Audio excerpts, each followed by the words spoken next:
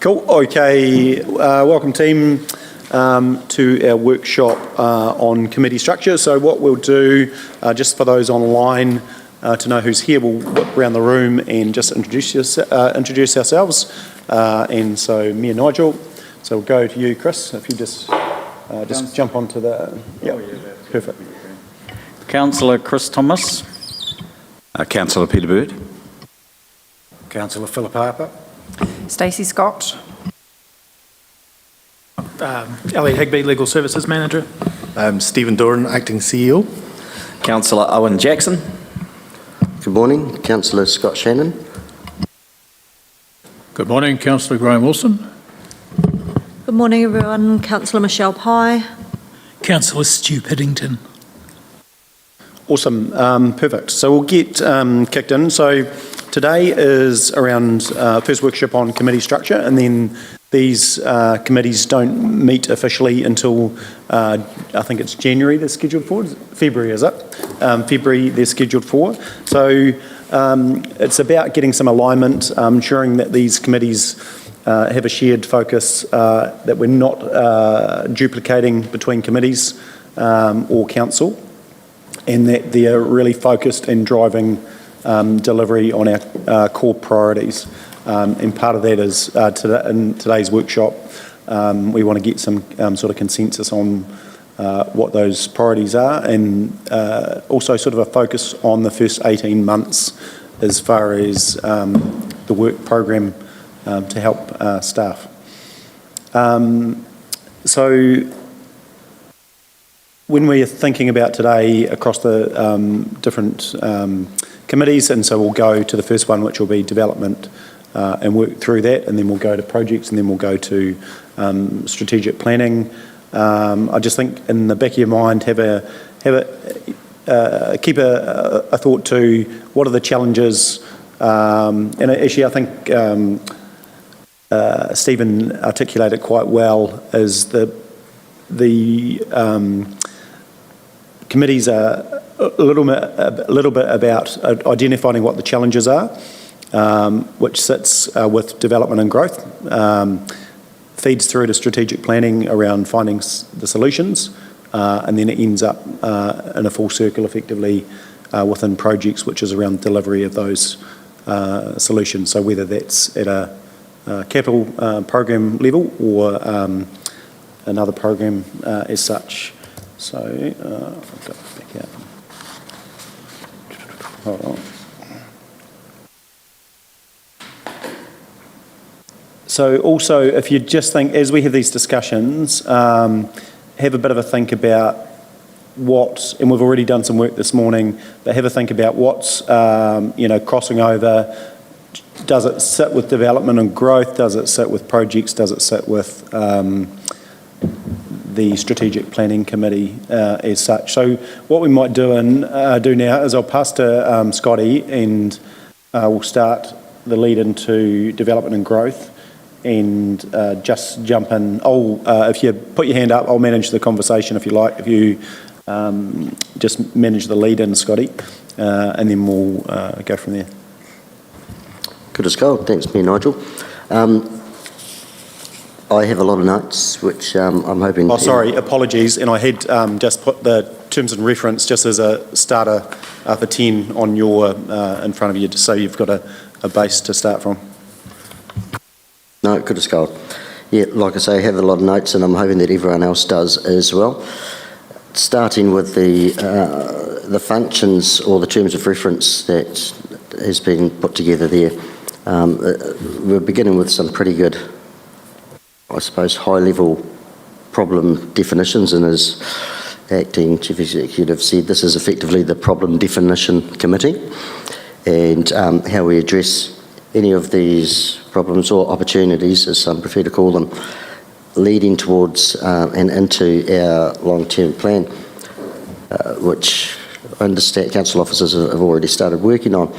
And from what I can see, some of the big things for us, of course, around consenting and the things coming at us, be it the the BCA and the work that's already been doing there, and reporting back to the committee on some of the numbers and the data in terms of, consent timings, what other councils are doing, etc., which also ties in with the likes of that DIA benchmarking. That's going to be very interesting seeing that come through, and how we stack up, and what, again, some of those problems or opportunities are, and what we as a council can do, and the utilisation of data for all of this stuff. And one of the key areas, of course, that I know is all forefront of our minds is, for example, the CBD and the opportunities there, and a lot feeds into that, from consenting, parking, the sort of information that will feed through into our rates review, the earthquake stuff, and through the committee focusing on the stuff that we can affect, the commissioning of the reports that helps us then at council level with decision making, and of course some of the advocacy stuff as well.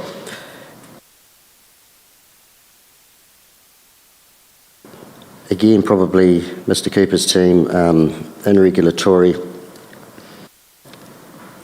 and following announcements of the Resource Management Act changes, how that feeds into economic development, and the district plan lessons that have been learned, which I know Councillor Scott knows a lot about, which then of course leads into the regional plan and what reports were in that district plan that worked against us, and what we can do better, again with a growth and development lens. The monthly asset management stuff, the priorities out of the monthly asset management reports.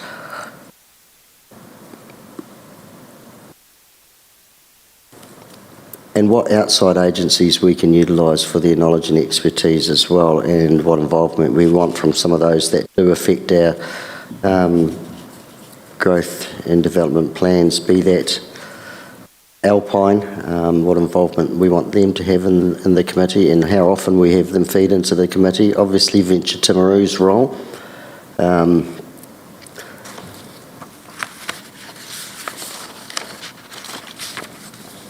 how they can also support us with the plans for power and water for our industrial users, for example. Do you want me to expand any more on that, Nigel? No, that's pretty good. And then, so if we, let's have a quick conversation on, what are some of the constraints to growth. So this, the change for this committee is to be able to actually deal with the challenges that we see. Obviously, we've got district plan. You could say having a BCA that performs, efficiently and delivers a consent within, X sort of period, that sort of thing is going to help with growth.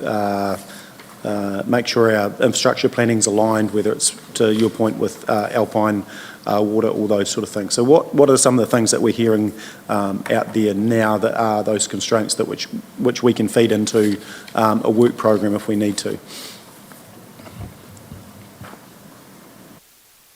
Oh, I think you're right, Scotty, you're around, Councillor Shannon, constraints to growth, and I think we really need to understand what the constraints to, say, like water is, energy, land.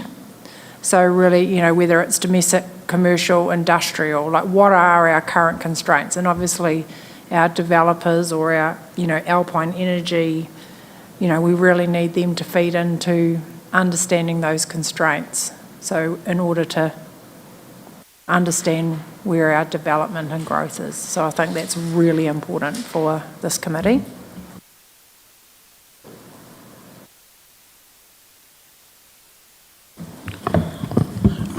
Also, it's quite clear over the last 3-6 years, the zoning and how it works and our push for infill housing. We don't have stock that everyone wants, and we have developers that are willing, but we keep telling them that doesn't fall within our planning. So how do we meld that? How do we get it together So developers can develop, it grows the town, but it's not a huge cost to council. So have to acknowledge, though, in terms of that, if we go back to that statistic of how many consented sections there are available that are land banked at the moment, and we have no control over those people and why or how, when and why they will release them, and of course then the market dictates the cost of them, and nothing that we know about or can do will make those cheap options, and we're talking 600 consented odd sections or what have you, and that's one of our biggest constraints, and if we can't get alongside them and look to what we can do to be the council that allows them to do what they need quicker, then that's one of our biggest constraints.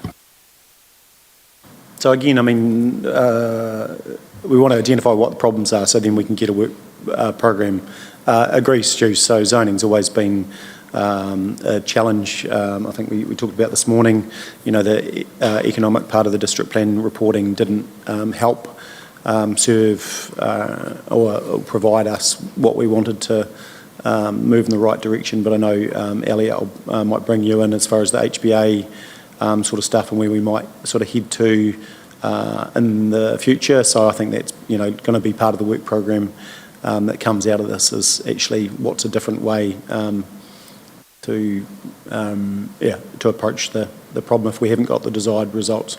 And again, there's some other initiatives working closer with developers and those sort of things that we need to pick up as well. But all those, I mean, effectively this is a bit of a brain dump, so we can sort of move this forward. Yeah. Jump in, Graham, if you like. That's it. I just had a question that came up, Your Worship. What levers are being used to attract new businesses to the district through the council or through the CCOs?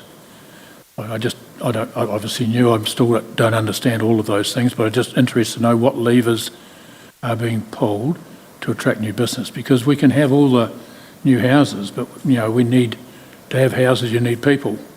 And to have more people, you need more jobs, and to need more jobs, you need businesses. So I'm interested to know what's happening back there to bring this forward.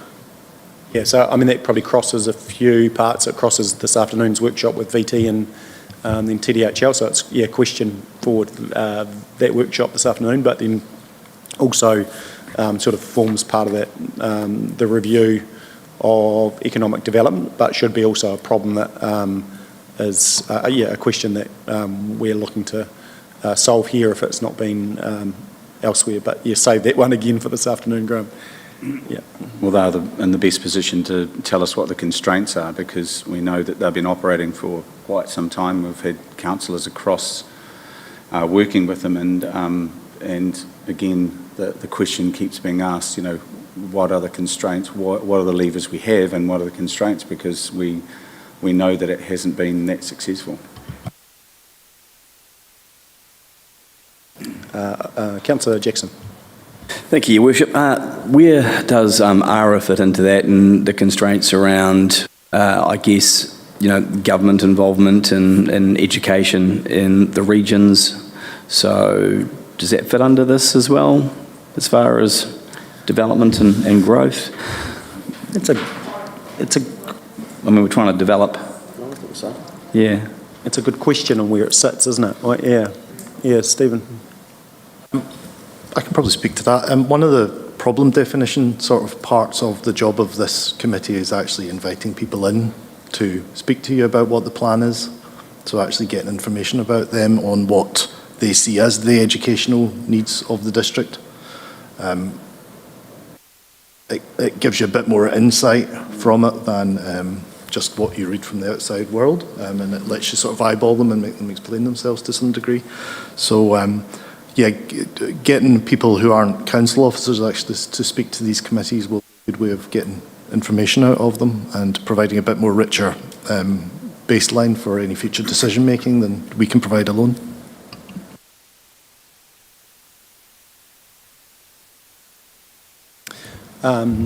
Mr. Cooper. Oh, thank you, Your Worship. I was just going to comment that the reason these constraints that you're talking about on expansion of zones and things like that are there is because the RMA is evidence-based and rearward-looking. And if we look backwards at the rate of growth of Timaru, it helps us predict a future and gives us that evidence basis to what we can have, which is why I think it's really important to pivot away from that and behave like a Tier 2 council and maybe build that boat that's an HBA that then looks at constraints and other things and gives you an alternative way of breaking through that barrier, if you like. In terms of what Graham said, I think he's hits a really important point that to put pressure in a market, you need people. To get the people, you need the jobs. So that EDA component is a really important part of this discussion, I think. But I just thought I'd put my 2 cents in. Look, and that's why we've sort of created that relationship with, or lens to the ED within the terms of reference, so we can have some sort of oversight within council as well. So yeah, it's not just at arm's length. So, and to Stephen's point, yeah, this is, so if there's constraints in infrastructure, water, you know, Andrew Lester will come and talk to those constraints, and part of this is we'll do some analysis and so the committee can understand what those constraints are within the network and where future investment might need to be. That'll probably also tie to that, the capital program across the business on what's coming up and when. And the likes of Alpine's been mentioned a few times, but if there's constraints within, you know, for growth or swimming pool heating or whatever it may be, that we can identify and understand where those are. So we'll have a request from to Alpine for a report as sort of a base report. So this committee can understand what those challenges are, and that'll probably extend to the likes of the CBD, just so we understand with whatever investment goes into that, what are the constraints as we do that investment as well. So this committee will be able to bring in whoever the expert is that we require to give us the information, and that might be, you know,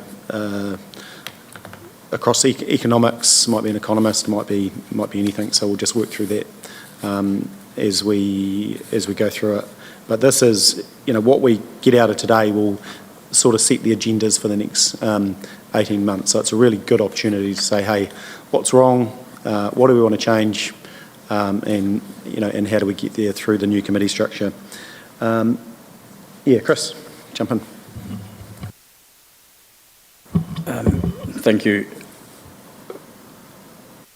What is our growth strategy? Have we got a growth strategy? Because a lot of people have been talking about growth, and that seems to be the thing underlying all of this, right? Okay, so that's, do we have a growth strategy? A very big document. Okay. It's growing. So on that's, that, yeah. Okay. On that note, what we'll do is all the relative documents for some Christmas holiday reading, we'll put into the hub. So it's, everyone's smiling, great stuff. So you'll be able to get up to date on those. And some of those will change because it's not necessarily serving the purpose that we need it to. And a review of the growth strategy would be key. A real short term, what is the growth strategy?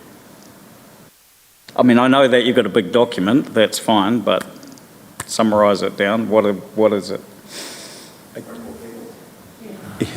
Okay, so my thing, sorry to... Yeah, no, that's right. Is that when I've looked through this, and just very quick glance, you know, one of the reasons that we'll get growth in terms of population growth is, as Councillor Wilson has pointed out, because there is jobs for them, but it's actually also because it's a great place to live.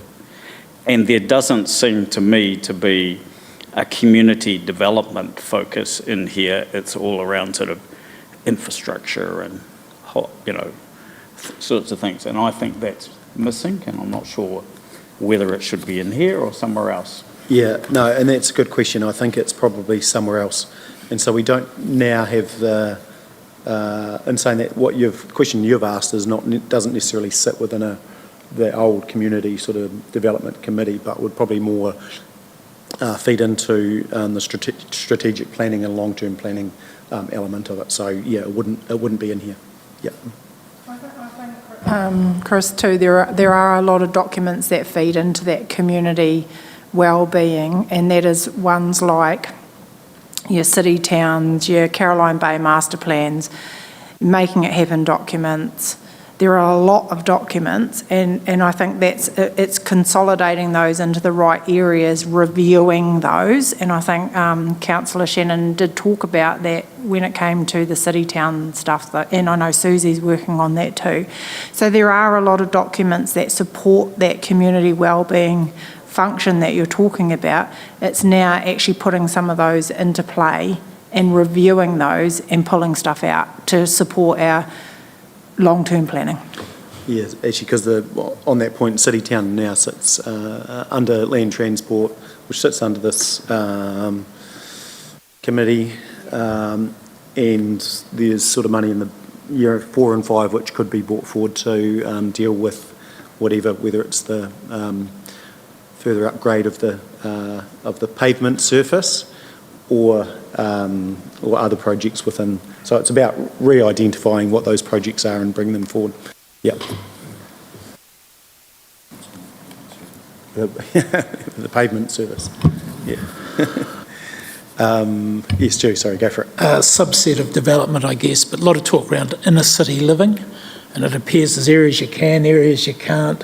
What's involved? Is it the Building Act that's holding it back? Is it our planning? It would be good to have, a cheat sheet of these are the things you need to do and what you can do, because where offices were in second and third floor buildings throughout Stafford Street, no one's operating, they're empty. The only reality for them is apartment living in most cases. So, we need to try and progress that. And that piece of work is coming, what's it called? It's coming through to council for adoption. So it exists, it's out there being used. It just needs to be adopted in December, I think. Yeah. Yeah. Yeah, Elliot, jump in. All good stuff, and I think the advice I'd give would be about the opportunity for structuring all of this thinking.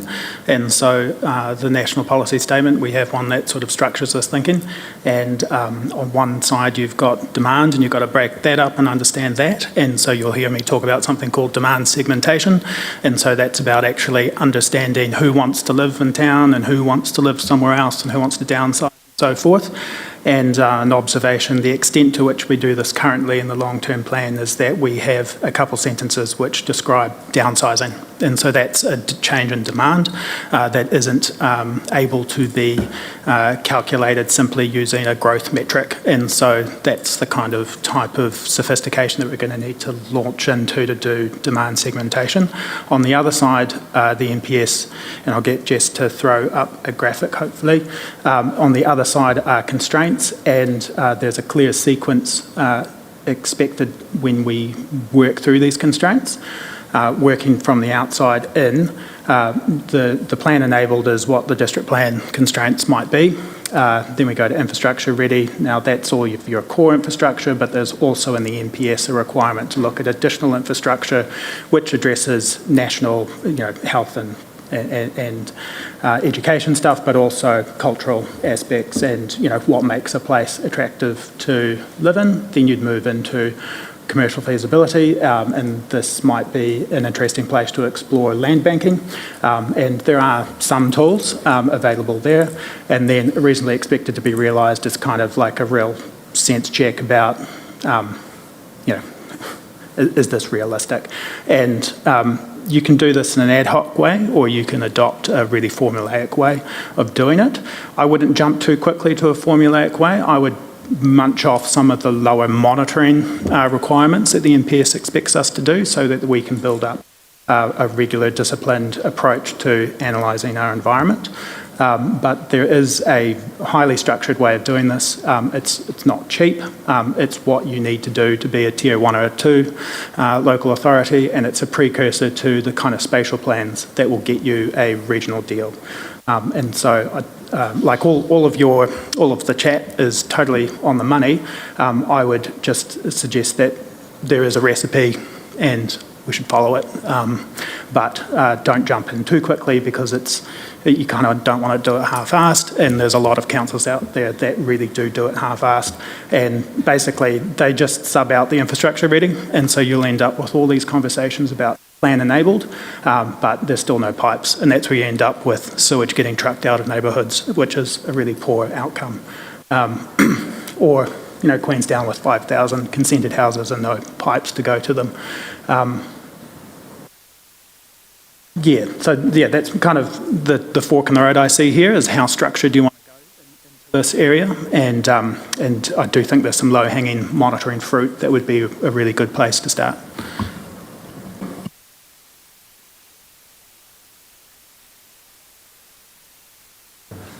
We don't want to go into trucking out sewage, but no, that makes good sense. Thanks, thanks, Elliot. So again, that's naturally, I think, one part of the work program, isn't it? The changes in whether it's reform, BCA is another probably key sort of work program, and monitoring over that. We talked about how do we. And there again, we talked about the balance of reporting, because there again, we've got to be careful that we don't add reporting, but, having regular information on, time of consent for building consents is important, but we don't necessarily need it to come to a committee meeting. It can just be information that's fed into the hub, and you're expected to update yourself on it, rather than, we don't want to be talking about the tiny little things that, if it's relevant, yes, we can raise it, but if it's not, then let's stay focused. So what else, before we move through to projects, is there anything else that we haven't identified? So there's going to be a lot of that base work to sort of set the scene, zoning, district plan, growth management strategy, HBA opportunity in that work program. I think there's, as far as the land transport stuff, there's going to be probably a work program that's going to feed into the LTP for conversations. But is there anything that we're missing at this stage that, because the opportunity here too is to get this into something quite concise, and then from that we have a work program, and then officers go away and start that for us for the first meetings in the new year. And there'll be an opportunity, if you think about something later, just feed it in. So on that note, let's move to projects. Thank you. Okay, without rereading what's in front of you, the Projects and Procurement Committee provides governance oversight from our budget approval, procurement, tendering, delivery, post-delivery reporting, and we will recommend the procurement policy to Council for approval. What I see is that this committee will ensure transparent decision-making, disciplined procurement, delivery assurance, alignment with our significance and engagement policy, and strong reporting to council and the community. So I did a sort of pretty high-level priority work streams for the first 12 months, because that's what I do. So sorry, I'm going to bore you a little bit. So the most important thing that this group will need to do is obviously do a risk workshop in the new year, and we need to look at what our budget pressures are, supply chains, staffing issues. But our biggest priority that I see is establishing a district-wide major projects dashboard. I think that we've always been sort of missing that in my time at council, and the reasons why I think we need this is because we have over $500 million of capital expenditure across the LTP period, and councillors need consistent assurance and a single source of truth when it comes to covering our significant projects. I think that it should include timelines, budgets, risks, our procurement stage, delivery status, and the interdependencies across the projects across our business. The committee's core oversight tool in delivering this is the pipeline of all significant projects, so it's current and those that are emerging. And I think it starts at the planning, procurement, construction and closeout phase. So there's those 4 key areas that will be deliverable.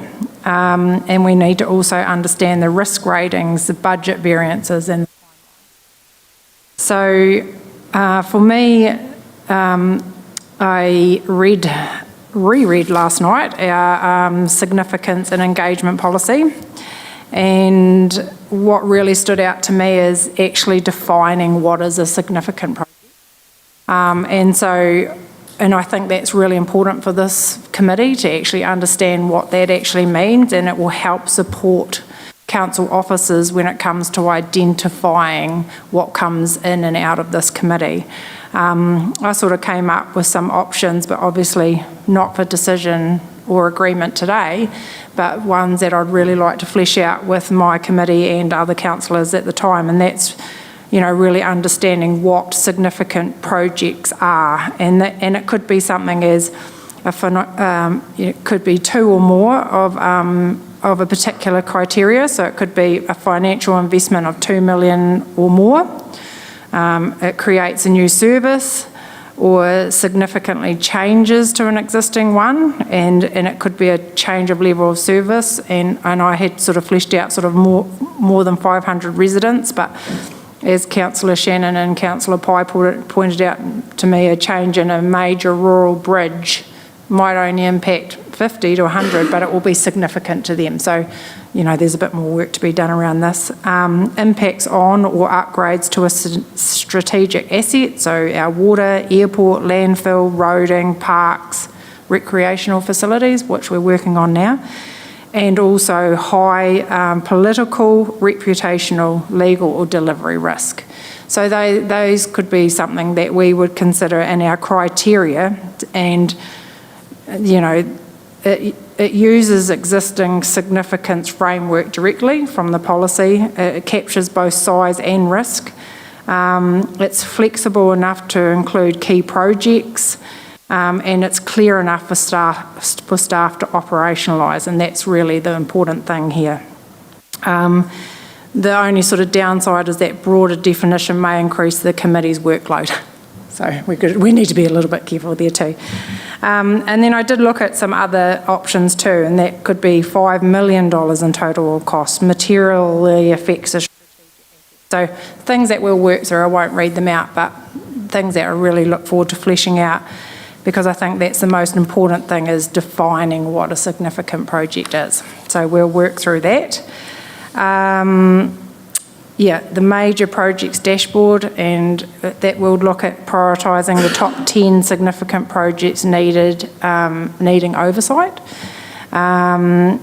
We will look to establish a simple template to standardise procurement strategy approvals, confirm our engagement and communication expectations for each major project, and then obviously that post-delivery reports will be really important too, and I've written down some ideas around what I think would be really important for that framework. For example, cost versus budget, delivery time versus forecast, contractor performance, community feedback, lessons learned. So that will be really important for our continuous improvement within council. And then, some things like to flesh out the workshop is, you know, what outcomes do we want from this committee to achieve in the first year? Again, what do we consider a significant project which we can work through? What improvements in procurement do councillors want to see? And if you were on tenders and procurement, you know, there was different ways of procuring, so it'd be really important to have that discussion as a group. And how do we ensure transparency and fairness while supporting our local suppliers? What are our delivery expectations? So how often do councillors want reporting? What are our biggest project risks right now?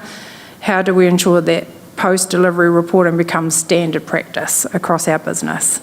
And then looking at those engagement tools, how do we expect high levels of engagement, and how do we ensure engagement is prioritised and it isn't a burden for our council officers?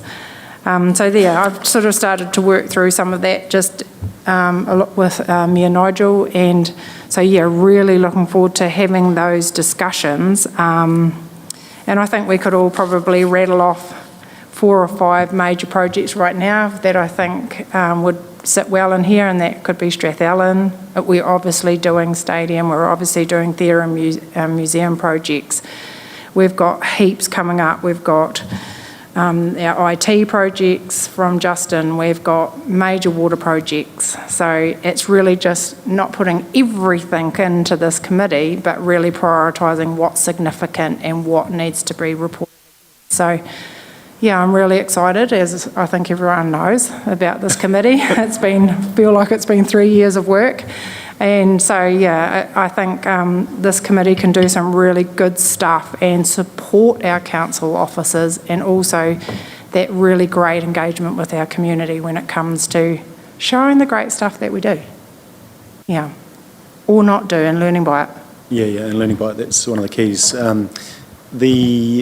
And what we'll do, just as a starter for this, is we'll run through the capital program for the next sort of 12 months, just have a look through there, do any identification of any projects that, potentially should sit in here, and just run the finger over it. There'll be lots that don't, but maybe there's, as far as key learnings for the organisation, we might just request a report from Douglas Street water main. Or whatever, or sewage, I think that one was, wasn't it? But, or whatever, just so we can get some sort of governance learnings from it. One of the things that we probably less emphasis on, but I think is good, obviously there's the procurement of key projects, but there's also the policy that sits under it, and then for the organisation, just nailing how we deal with all procurement, I think, down to that small stuff, the stuff that annoys me, that we just use a preferred supplier without necessarily getting competitive sort of quotes. So I just think that's a good place for that to sit as well. Michelle. I think the other thing to consider in that committee is our internal audit process. The report that we had commissioned recently, that feeds really well into that without doubling up with what the Audit and Risk Committee's doing, but making sure that it's on your radar.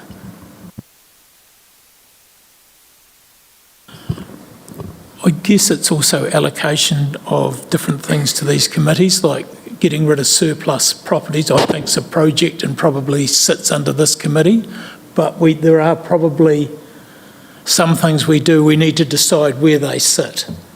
And we need to do that pretty quickly, just through processes and to make it easier, because we don't want to accidentally leave something out and 6 months go, well, I thought it was on your committee, but no, it's yours. And it will get picked up by council to then push it to where it needs to go. But and we did just have a discussion.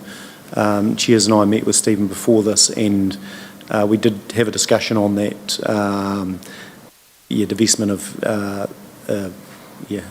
opportunities, I guess, of those assets that aren't doing anything for us. So, it's a good question on that one. Is it a project, or is it? We just sort of kicked that around. I don't know if we got anywhere with it, did we? No, but it is a. We're going to review the standing committee action lists and feed those in, or put them into a council, because I think that's on there. So. At the next council meeting, I think Stephen's going to bring up all the action lists from our previous standing committees and then allocate them out. So I think that's on that one. Yeah. But I think you're right, it needs to be a work program, so whether it sits under a committee or it can sit under full council, but we need to know that, because we want to get some momentum on that.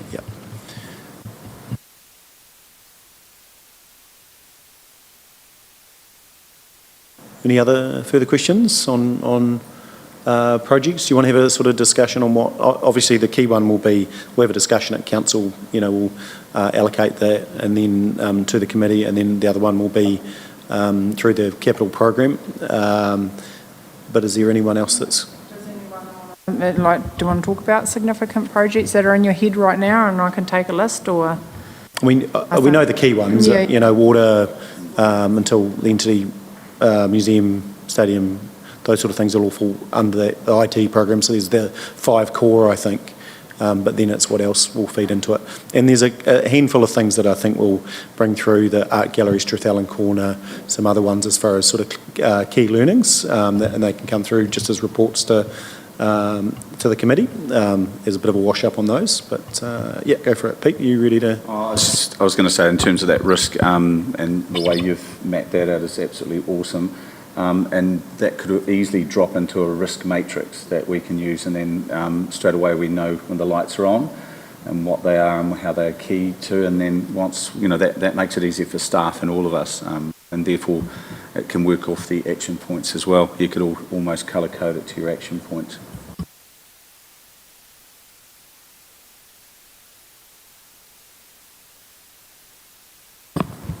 After our visit to the local government meeting last week, there is a lot of legislative changes, some quite significant ones, and my question really is, where do those sit?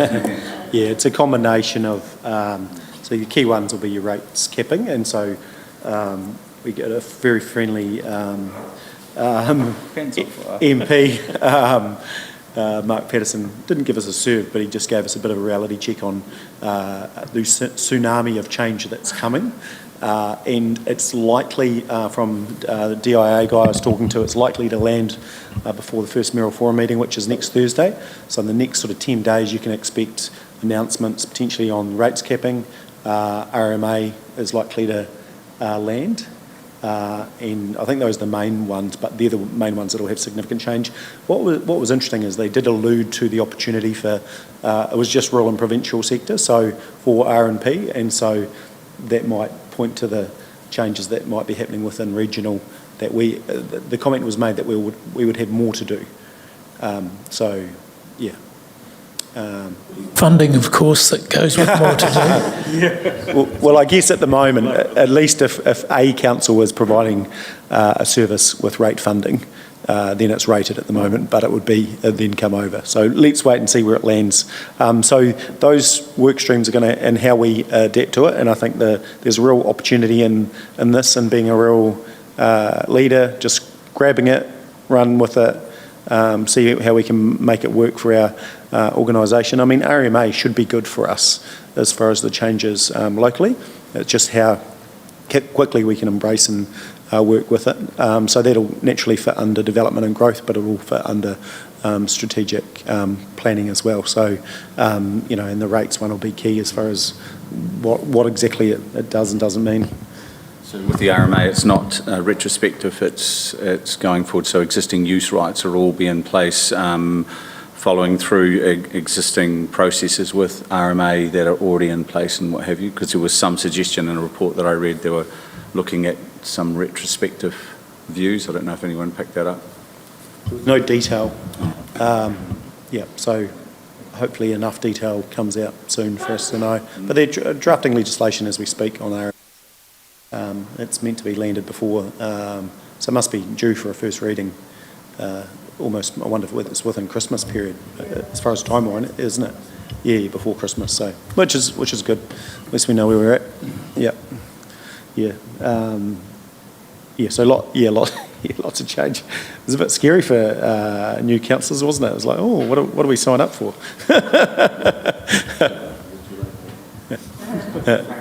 But informative meeting, it was good, wasn't it? Alrighty, anything more on projects before we go through to strategic planning?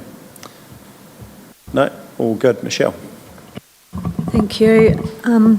So I've kind of mapped out the different strategic areas which pretty much align with the functions in the terms of reference, but I've started with a review of the strategic plan, and this is no disrespect to anyone, but I think the feeling in the room was the process we went through last time we redid our long-term plan was it was just kind of roll over, tick the box and move on. And so I don't feel like we've had, and there are reasons for that, I'm not blaming anyone, it is what it is, but I'm really keen to see us do this a whole lot better and get more buy-in. So that would start with a reset of the strategic plan. And how that aligns, you know, with the different plans that we've got around the growth strategy, around the VT towards 250, and, you know, to Chris's point, where the community development is in there and all of those kind of things. So starting with that, then a real focus on the long-term plan and kicking off that, so we've got plenty of time to have, which I'm sure, I think Steph is all over anyway, but so we've got plenty of time to actually have some valuable input into that and not just roll over what we had last time. I think there needs to be transformational change in that long-term plan. I mean, obviously the reform tsunami that's coming at us will be a big part of that, but looking at, you know, what is our plan for repaying debt? Do we need to sell some assets? I think some of the things that have been brought up in the last few years around community housing, community halls, and I've got, you know, quite a list of stuff like that. And then how all of our other plans like City Town, the Caroline Bay Master Plan, the Cemetery Plan, and all of, you know, the Canterbury Climate Change Partnership Plan, the Biodiversity Plan, all of those plans that some of us are not even aware exist, and making sure we're all over all of them and how they feed into our long-term plan. So what else have I got in here? And then of course we've got our annual plan. So again, similar thinking for that around setting out a timeline. But my thinking is our focus and work should be more on the long-term plan. You know, the annual plan's year 3 of the current long-term plan, so I think we'd be better off focusing on getting that long-term plan sorted because we've got a longer runway to lead into that. Then we've got financial performance oversight, and, you know, obviously this needs to go to council, but what is the committee's role in this and how we can help ensure we've got the reports that we're wanting and that they're of value to everyone. Water CCO is on the list, and how we initiate conversations so that we may have other entities join our water CCO, or if not, just, you know, the process for setting up our water CCO.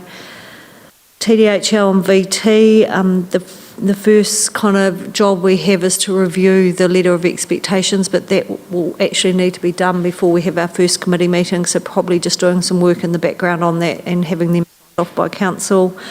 And, you know, I've made a lot of notes, and I'll make some more this afternoon when we talk to VT and TDHL on what is it that we're wanting from them and how can they help us achieve what we want for the district. Local government reform and shared services. So how can we start building those relationships, you know, with neighbouring councils and councillors to make sure we get the best for our region with whatever reform is coming at us. And that was kind of it. I think they were the main things on there. So the reset of the strategic plan and the long-term plan is really the key that will filter down to a lot of those other work streams. We originally talked about, and you sort of alluded to, but we didn't go into it in the detail, but how we incorporate that sort of deep dive, whether it's rolling budget review or budget review leading into the annual plan, etc., so that key governance strategic planning team can not get into the weeds, but offer our support.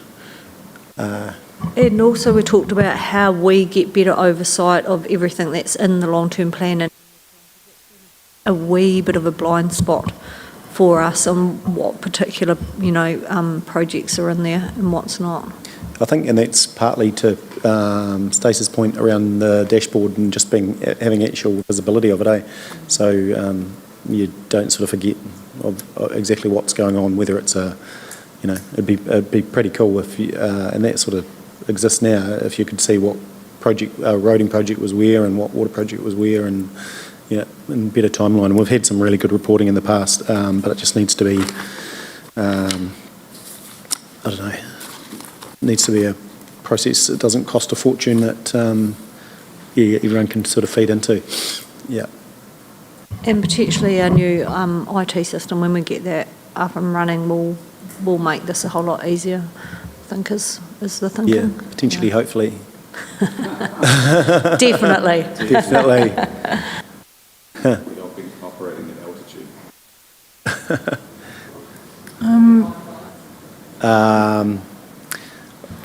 Stace. I was just going to ask Councillor Pye around, do you have concerns just with us not sort of getting going until February around local water done well, and how we're sort of going to tackle that, because we've got to sort of have that sorted by March, and also even annual planning, like we would have sort of commenced that piece of work by now.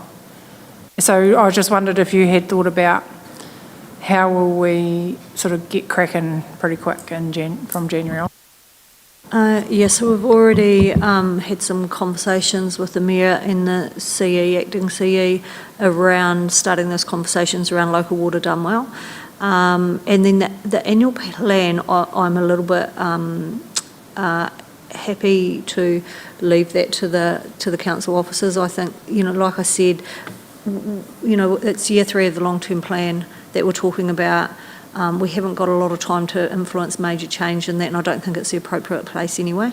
I think the appropriate place is really focusing on that long-term plan and making the fundamental changes there. Yeah, agreed. Hopefully the annual plan is just what's sitting in there, and then we can report on that, and that be it. And that sounds good, yeah. Less is more. And you've got, these are all subordinate these are all subordinate committees to council anyway, so any decisions or any directions that need made in the interim period can always be covered by council.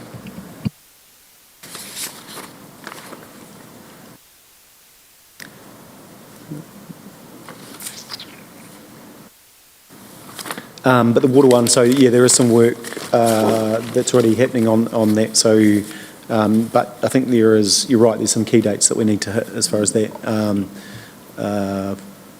Waitaki meeting with their Crown Facilitator today for their first meeting. Mackenzie still waiting for their water service delivery plan to land. So those will be sort of a couple of key things. And we did talk to your point around being really proactive with our relationships with those. So we were looking to take a team through to governance through to Mackenzie, and potentially do the same with Waitaki, just so we can build some sort of strong relationships with those ones. And we'll give Waimeri a wave on the way past. No. But we'll do the same, but we'll just focus on those two for different reasons, yeah. So in terms of a CCO structure, I know there was some discussion that we were looking at potentially just folding it into our existing framework to make it easier and to save a lot of money. Have we furthered that discussion at all? No, TDHL. To use them as our framework for a I don't know that we can. I think the only possibility of efficiencies there is having a shared board, because you have to be and correct me if I'm wrong here, please, Elliot and Stephen, but you have to be a separate entity to enable your borrowing up to the 500% of your water charges. So, but you could look at having a shared board to drive some efficiencies if you wanted to, but there's nothing we've progressed. I think that probably the key thing to get some council alignment on is what is our strategy here. We've talked about Selwyn before, we've talked about the Southern Group and that, I think we need probably some alignment on that, which we possibly are aligned on, but actually just confirming that is the direction we take, is having a South Cranberry, Mid longer term, fully realising that other councils may choose to do something different for the first few years. Get agreement on a longer term with those other councils, then that will enable us to make some decisions shorter term that might not be what you'd make, but will be if you've got that longer term strategy there, if that makes sense. The impediment is that we move ahead, we have to form a CCO, so we have to show intent and do it. And then we have 2 or 3 others that have formed CCOs, and they are likely candidates for amalgamation or collaboration. And how does, it seems that if those early decisions could be made, we could save a lot of time and effort. Yeah, and the likes of Selwyn, that won't be a conversation in this traineum now with their new council. So we've got to look at where the opportunities are. We'll still talk to them, yeah, but sort of it landed exactly as we thought it would. I think the other thing in part of this is actually understanding the strategies of the other councils. Just because they're in-house, is that their longer-term strategy, or what are they thinking longer-term? And that would play into, how we frame up our strategy. And it was always a slow boat. The government knew it would happen. The consolidation would happen over time. So they don't want to force consolidation, not this term. It also flies in the face of the potential for how they're communicating our reforms, and where regional councils will end up and how quickly, and they've already sort of given that, and so therefore that automatically means we're becoming unitary. How does all this mould into it's a good question. Functionality, because and so government should be mapping that out. You can't just go, we want you to do this. That flies in the face of potential reforms that we're doing, because that'll change that whole structure. So. They'll have an idea, but the thing is, you don't need every council to. They might be a unitary, but someone else might perform the function for them. So it's how many councils are performing the unitary functions in full. Yeah. Yeah, so I mean, we could do the unitary function for a Mackenzie, and they're meeting the Act because they, I forget what the term is, but they're effectively delegating it to us, isn't it? There's some sort of, it does happen across a few sort of random things. I think there's... I think government's talking about scale, though. They're not talking about... Yeah, well, let's see. We're 2 weeks early, probably. We'll wait and see.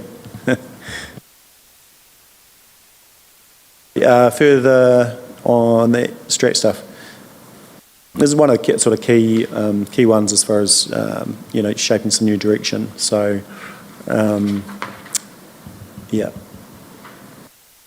if there's things that come to your mind later on, just feed them into like Michelle or the committee chairs, and we'll include those where possible. But I think that's enough, so we can work with officers to sort of get some work programs and get some stuff going for the early next year. Anything that doesn't have a place will find itself to council in the short term anyway. Yeah. Cool. Anything further? Otherwise we can go to lunch early. Cool. Alrighty, we'll close the workshop. Thank you.